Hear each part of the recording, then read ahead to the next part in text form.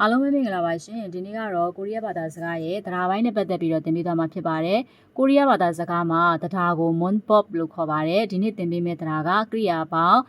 ရာကိုဟာရာပါလို့ပြောပါတယ်ဆိုတဲ့တရားပုံစံလေးကိုသင်ပေးမှာဖြစ်တယ်ကရိယာပေါင်းရာကိုဟာရာတရားပုံစံကကြတော့သူကတခြားလူက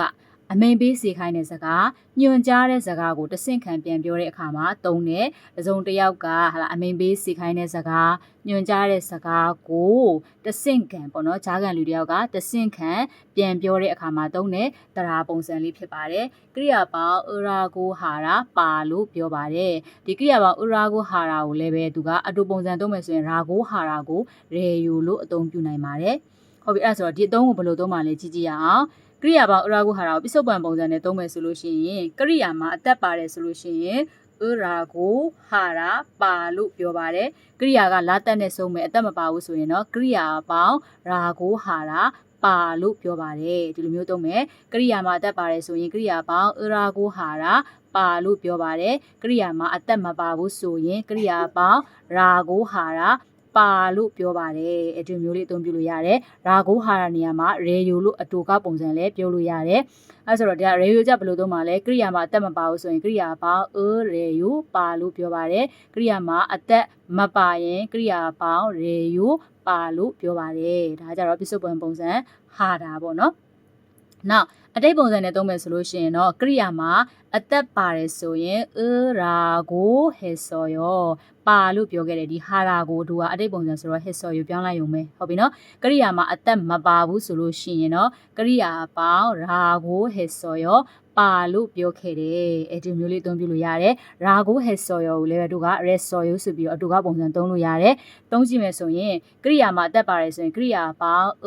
ရက်ဆော်ယောပါလို့ပြောခဲ့တယ်ကရိယာမှာအသက်မပါဘူးဆိုရင်တော့ကရိယာပေါင်းရဲစော်ရောဟလာရာကိုဟေစော်ရောကိုရဲစော်ရောလို့ပြောလိုက်ရုံပါပဲပါလို့ပြောခဲ့တယ်ဟုတ်ပြီနော်ဒါဆိုလို့ရှိရင်ဒါကကရိယာပေါင်းဥရာကိုဟာရာကိုပစ္စုပန်ပုံစံအတိတ်ပုံစံသုံးတာပေါ့ဟုတ်ပြီနော်အနာဂတ်ပုံစံကအသုံးနေပါတယ်သုံးရင်လည်းတခြားသောတရားတွေနဲ့တွဲပြီးတော့သုံးတာဖြစ်ပါတယ်ဟုတ်ပြီနော်အဲဆိုတော့ခါကြတော့သူကအငင်းပုံစံနဲ့လည်းသုံးလို့ရတယ်ကရိယာပေါင်းဥရာကိုဟာရာကိုလေအဲဆိုအငင်းပုံစံနဲ့သုံးမယ်ဆိုရင်ပို့ပြီးတော့လွယ်သေးတယ်အဲ့ဒီကသူကပစ္စုပန်ပုံစံနဲ့သုံးမယ်ဆိုလို့ရှိရင်တော့ကရိယာကနေပြီးတော့ဓာတ်ကိုဖြုတ်မယ်အသက်ပါမပါခွဲစရာမလိုဘူးကရိယာကနေဓာတ်ကိုဖြုတ်ပြီးတော့ခါနောက်ကနေပြီးတော့ပစ္စုပန်ပုံစံဆိုရင်ဂျီမာရာကိုဟေရောကပ်ပေးလိုက်အောင်မယ်မပါနဲ့လို့ပြောပါတယ်ကရိယာပေါင်းဂျီမာရာကိုဟေရောမပါနဲ့လို့ပြောပါတယ်မသွားပါနဲ့ဘောနော်ကရိယာနေရာမှာကတော့မသွားပါနဲ့မလာပါနဲ့မစားပါနဲ့ဆိုတဲ့သူက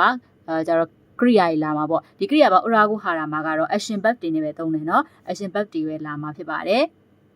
ဟုတ်ပြီအတိတ်ပုံစံနဲ့ပြောမယ်ဆိုလို့ရှင်တော့သူကဟာကြတယ်ဒီဟေယိုကိုဟေဆော်ယိုပြောင်းလိုက်ရုံပဲကရိယာကနေဓာကိုဖြုတ်အသက်ပံပါခွဲစရာမလိုဓာကိုဖြုတ်နောက်ကအတိတ်ပုံစံဆိုရင်ချီမာရာကိုဟေဆော်ယောမပါနဲ့လို့ပြောခဲ့ပါတယ်အဒီလိုမျိုးလေးသုံးလို့ရပါတယ်သူကပစ္စုပန်ပုံစံဆိုရင်ကရိယာပေါင်းချီမာရာကိုဟေယောမပါနဲ့လို့ပြောပါတယ်အတိတ်ပုံစံဆိုရင်တော့ကရိယာပေါင်းချီမာရာကိုဟေဆော်ယောမပါနဲ့လို့ပြောခဲ့တယ်ဒီလိုလေးသုံးလိုက်ရုံပါပဲဟုတ်ပြီအဲ့ဆိုတော့ကရိယာပေါင်းအရာကိုဟာရာမှာသူကနောင်းနဲ့လည်းတွဲသုံးလို့ရတယ်နောင်းနဲ့ကြတော့သူကရာကိုဟာရာဖြစ်သွားပြီနောင်ပေါင်းအဲ့ကိုသုံးပြုမဲ့နောင်ကအသက်ပါတယ်ဆိုရင်နောင်ပေါင်းရာကိုဟာရာလို့ခေါ်ပါတယ်လို့ပြောပါတယ်ဟုတ်ပြီနော်တကယ်လို့အဲ့ဒီကနောင်မှာအသက်မပါဘူးဆိုလို့ရှိရင်တော့နောင်ပေါင်းရာကိုဟာရာလို့ခေါ်ပါတယ်လို့ပြောပါတယ်ဆိုပြီးသုံးလို့ရတယ်လက်တလောမိတ်ဆက်ပေးတဲ့အကြောင်းအရာတို့လက်တလောမှာဒီကြားလိုက်ရတဲ့အကြောင်းအရာပေါ့နော်ပြစ္ဆုတ်ပံပုံစံအနေနဲ့သုံးမယ်ဆိုရင်တော့သူက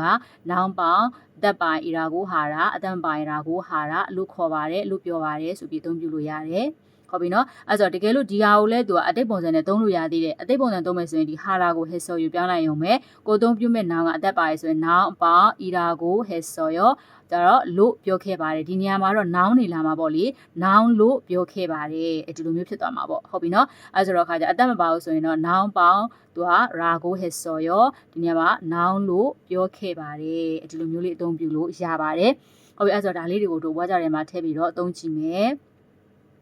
မှာ청소하라ဆိုတာကကြတော့တန်ရှင်းလုပ်သည်တန်ရှင်းလုပ်သည်ဆိုတော့ဒီကရိယာကိုထည့်ပြီးတော့သုံးကြည့်မယ် 엄마가 집에서 청소하라고 하세요. 아미가 이마 딴시 lok바로 뼈래. 아서로 가자니마 청소하라고 하세요. 그리야가 니비로 디마 청소하라 그리야 니비로 디마 다우 펴라이데. 펴비로 아따마 바라 피데레 도와 나가 니비로 라고 하라고 동나보. 허비노 아따마 바부 솔루션 라고 하라고 동와라. 디마 하라가 니마 도와 다 펴비로 아미의 고자뼈마 피데 에드와 도와 세유리 깝비라이다. 아서로 청소하라고 하세요. 딴시 lok바로ပြောပါတယ်ဟလားအဲ့လိုမျိုးလေးအသုံးပြုလို့ရတယ်တကယ်လို့ဒီမှာရာကိုဟာရာကိုမှတော့ရေယူသုံးချင်တယ်ဆိုလည်းရတယ်အဲ့ဆိုတော့엄마가 집에서 청소하래요ဟလားအမေကတန်ရှင်းလုပ်ပါလို့ပြောတယ်ဒီလိုမျိုးလေးအသုံးပြုလို့ရပါတယ်ဒါကတော့ပြစ္ဆုတ်ပံပုံစံသုံးတာပေါ့နော်နောက်ဒီမှာဆိုလို့ရှိရင်နဲတာဆိုတာကကြတော့သူကတင်တီနေတာဆိုတာကကြတော့တင်တီဟုတ်ပြီနော်အဲ့ဆိုတော့ခါကြတော့선생님이 실제로 내일까지 내라고 했어요ဟလားဆရာမကအင်စာကိုမနေ့ပြန်နောက်ဆုံးတင်ပါလို့ပြောခဲ့တယ်အဲ့ဆိုတော့နေတာကရိယာနေပြီးတော့ဒီမှာဒါကိုဖြုတ်တယ်ဖြုတ်ပြီးတော့သူကအတိတ်ပုံစံနဲ့ပြောမယ်ဟုတ်ပြီနော်ရာကိုဒီမှာဟာရာနေပြီးတော့ 했어요 လေးကတ်လိုက်ရုံပဲဟလားအတန်ပါလို့နော်ဒီမှာရာကို 했어요 လေးကတ်လိုက်တာအဲ့ဆိုတော့ခါကြတော့ဒီက선생님이 실제로 내일까지ဆိုတာနေရမနေ့ပြန်ကာကြီးကအထိလို့ပြောသလိုနောက်ဆုံးလို့လည်းပြောလို့ရတယ်ဟုတ်ပြီနော်မနေ့ပြန်နောက်ဆုံးသူကနေရာကို 했어요 တင်ပါလို့ပြောခဲ့တယ်တကယ်လို့ဒီမှာရာကို 했어요 အတူကပြောမယ်ဆိုရင်တော့ 했어요 လေးကတ်ပြီးတော့သုံးပြရမှာပေါ့နေ 했어요 တင်ပါလို့ပြောခဲ့တယ်အတူမျိုးလေးအသုံးပြုလို့ရတယ်နံပါတ်3ကကြတော့မာရှိတာဆိုတာကကြတော့တောက်တီဆိုတဲ့ဒီကိရိယာကိုသုံးကြည့်မယ်ဝိစားကဆူရူမာရှိဂျီမာရာကိုဟေယောဆရာဝန်ကအရက်မတောက်ပါနဲ့လို့ပြောခဲ့တယ်အဲဆိုတော့မာရှိတာတောက်တီဆိုတဲ့ဒီကိရိယာနေပြီးတော့ဒီမှာဒါကိုဖြုတ်မယ်ကိရိယာကဒါကိုဖြုတ်ပြီးတော့ခါကြတော့သူကအသက်ပါမှာခွဲစေရမလိုဘူးနောက်ကနေပြီးတော့ပစ္စုပန်ပုံစံဆိုရင်ဂျီမာရာကိုဟေယိုလိကတ်လိုက်ရုံပဲဟုတ်ပြီနော်အဲဆိုတော့မတောက်ပါနဲ့လို့ပြောပါတယ်ဟုတ်ပြီနော်အတူပုံစံသုံးမယ်ဆိုလို့ရှိရင်တော့တို့ကကြတော့သူကရေယူလေးနော်ရာကိုဟေယူသူကရေယူလေးကတ်လိုက်တော့ခါကြတော့မာရှိဂျီမာရေယူအဲ့တော့မတောက်ပါနဲ့လို့ပြောပါတယ်ဥစားကဆူရူမာရှိဂျီမာရေရောဆရာဝန်ကအရင်မတောက်ပါနဲ့လို့ပြောပါတယ်အဲ့ဒါကကြတော့အငင်းပုံစံပစ္စုပန်ပုံစံသုံးလိုက်တာနောက်ဒီမှာနုတာဆိုတာကကြတော့နောက်ကြသည်ဟုတ်ပြီနော်အဲ့တော့ဒီမှာစာချန်နင်းမီချူကွန်းရှိကန်နဲ့နုဂျီမာရာကိုဟဲဆော်ရောတတိကရုံတက်ချင်ကိုနောက်ကြပါနဲ့လို့ပြောခဲ့တယ်နုတာနောက်ကြသည်ဆိုတဲ့ဒီကိရိယာကဒါကိုဖြုတ်လိုက်တယ်အသက်ပါမပါခွဲစရာမလိုဘူးနော်အဲ့တော့ဒါကိုဖြုတ်ပြီးတော့ကအတိတ်ပုံစံမို့လို့ဂျီမာရာကိုဟဲဆော်ရောကပ်ပြီးလိုက်ရုံပါပဲအဲ့ဆိုတော့ခါကြတော့သူကစာချန်နင်းမီချူကွန်းရှိကန်နဲ့နုဂျီမာရာကိုဟဲဆော်ရောတတိကရုံတက်ချင်ကိုနောက်ကြပါနဲ့လို့ပြောခဲ့တယ်အတူနဲ့ပြောမယ်ဆိုလို့ရှိရင်တော့နုချီမာရေဆော်ရောဟလာရာကိုဟဲဆော်ရောကိုမှရေဆော်ရောပြောလိုက်ရုံပါပဲအဲ့ဆိုတော့တတိကရုံတက်ချင်ကိုနောက်ကြပါနဲ့လို့ပြောခဲ့တယ်ဒီလိုမျိုးလေးသုံးပြလို့ရပါတယ်နောက်မှာနောင်ပေါင်းအီရာကိုဟာရာကိုသုံးကြည့်မယ်ဂျောစားရမဲ့အီရမီမော်ရောဟိုလူရဲ့နာမည်ကဘာတူလဲဟလာအဲ့ဆိုတော့ဂျီမင်းနေရာကိုဟဲရောဂျီမင်းလို့ခေါ်ပါတယ်ဒီမှာနောက်မှာအသက်ပါတာဖြစ်တဲ့အတွက်အီရာကိုဟဲရောဒါအဲကြတော့ဟေယောဆိုတာကကြတော့ပစ္စုပန်ပုံစံသုံးလိုက်တာပေါ့ဟုတ်ပြီနော်အဲဆိုတော့ဂျီမင်းနီရာကိုဟေယောဂျီမင်းလို့ခေါ်ပါတယ်အတူမျိုးလေးသုံးပြလို့ရပါတယ်ဟုတ်ပြီနော်အဲဆိုတော့နောက်တစ်ကြောင်းကြည့်မယ်ဒီမှာ6ကကြတော့어제 식당에서 만난 사람이 누구예요မနေ့ကစားတော့ဆိုင်မှာတွေ့ခဲ့တဲ့လူကဘယ်သူလဲဟလာအဲ့လိုမေးလိုက်တယ်အဲဆိုတော့ခါကြတော့သူက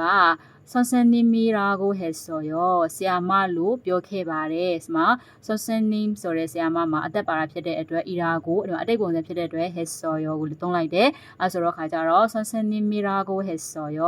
ဆရာမလို့ပြောခဲ့ပါတယ်။အတူမျိုးလေးသုံးပြလို့ရတယ်။နောင်ပေါင်းအီရာကိုဟာရာနောင်ပေါင်းနာမအီရာကိုဟာရာကိုသူအတိတ်ပုံစံရဲ့သူကအမှာပစ္စုပန်ပုံစံရဲ့သုံးပြထားတယ်ဟုတ်ပြီနော်အဲဆိုလို့ရှိရင်တော့ဒီတရားပုံစံလေးကိုနားလည်လိမ့်မယ်ထင်ပါတယ်အဲဆိုတော့ကရိယာပေါင်းအရာကိုဟာရာရဲ့ပစ္စုပန်ပုံစံအတိတ်ပုံစံနောက်ကရိယာပေါင်းအရာကိုဟာရာမှာအရင်ပုံစံကရိယာပေါင်းဂျီမာရာကိုဟာရာနော်ဟဲယူပေါ့နော်ကရိယာပေါင်းဂျီမာရာကိုဟဲယူရဲ့သူကပစ္စုပန်ပုံစံအတိတ်ပုံစံ